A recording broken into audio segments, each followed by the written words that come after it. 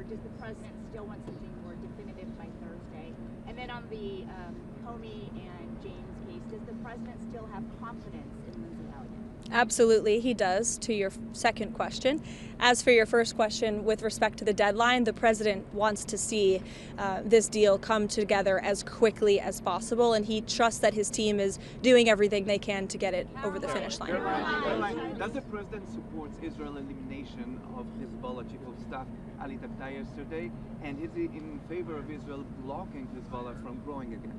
I haven't spoken to the president about that strike specifically, but of course the president supports Israel's right to defend itself and to take out any terrorist threats in the region. Jake? If the president does announce a proposal to cut healthcare costs, will that include the extension of the subsidy? I know there's been a lot of reporting on this from yourself as well, Jake, over the last few days. I will tell you that healthcare is a topic of discussion that's happening very frequently and robustly inside the West Wing right now. The president's very much involved in these talks, and he's very focused on unveiling a healthcare proposal that will fix the system and will bring down costs for consumers. As for the details of those discussions, I'll let the president speak for himself. As you all know, sometimes you report things and then President Trump comes out with an announcement, and those things are not always true from what you hear from sources inside the building. So I'll let the president speak for himself. Sure, go ahead, Kara. President Trump said he still believes he's a fascist and a despot after they had such a great meeting. Any comment from the White House on that? I think talk is cheap, and I think that the president is going to judge Mamdani by his actions that he takes to New York. The meeting was positive, as you heard from the president last week, and I think the fact that the president is willing to meet with somebody who said those types of things about him shows that he really is interested in being a president for all Americans, regardless of where they live or who their leader is. He wants what's best for New York. He loves New York City. He helped build the skyline. He spent his whole life there, and so he really wants to see New York do well. And so that's how that meeting played last week. Karoline. John.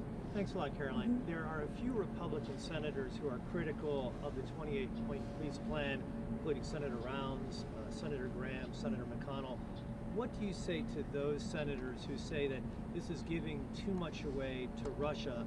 And has Russia made any concessions as it relates to a possible peace deal concerning ending the war in Ukraine?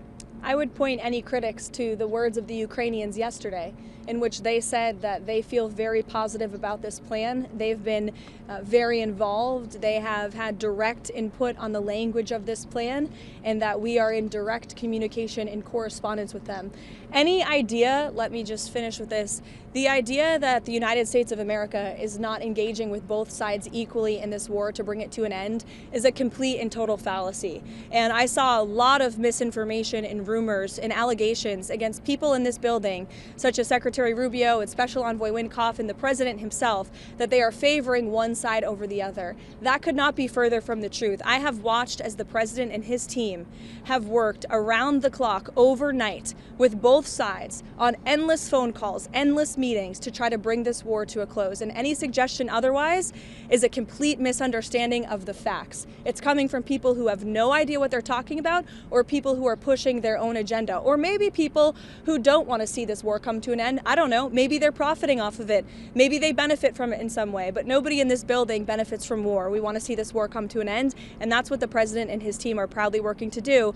And I think the critics should just take a step back and think about what happened with Israel and Gaza. There were a lot of doubters, and we got the hostages out, and this president secured a peace deal that still exists and is ongoing today. So everyone should just respect the work this administration is doing and watch the process unfold. Thank you. We cancel our Thanksgiving plan, Karoline, over Ukraine.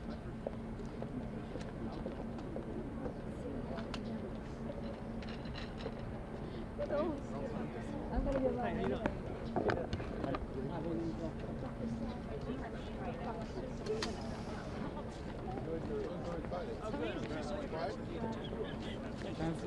Who are you? I used to look like you moved. I thought you were going to gaggle. How could you imagine if I would have come up with I would have had better answers. Thank you. Yeah, it's fine. It's wonderful. I didn't really know.